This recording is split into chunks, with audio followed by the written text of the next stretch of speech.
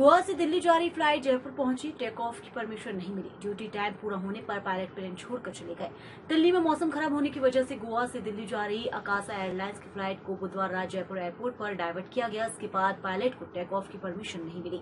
Duty time पूरा होने पर पायलट फ्लाइट छोड़कर निकल गए। इसकी वजह से अब बड़ी संख्या में पैसेंजर्स को जयपुर एयरपोर्ट पर परेशान होना पड़ रहा है।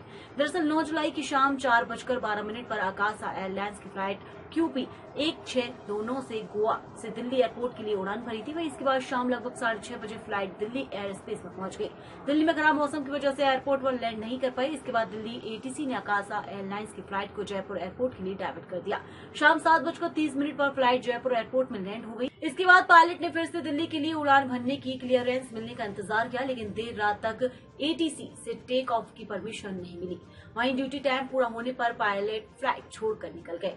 इसके बाद पैसेंजर्स को अराइवल एरिया में लाया गया। यहाँ से कुछ पैसेंजर्स को सड़क मार्ग से दिल्ली के लिए रवाना किया गया।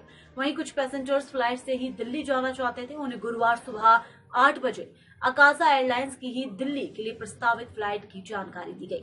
लेकिन जब पैसेंजर्स गुरुवार सुबह जयपुर एयरपोर्ट पहुंचे, तब भी 8 बजे दिल्ली के लिए उड़ान भरने वाली फ्लाइट टेक ऑफ नहीं कर पाई। इसके बाद अब आकाशा एयरलाइंस ने दोपहर 12 बजे बाद दिल्ली के लिए फ्लाइट की जानकारी पैसेंजर्स को दी गई है। इसको लेकर अब पैसेंजर्स ने एयरलाइन कंपनी के खिलाफ मोर्चा खोल दिया है।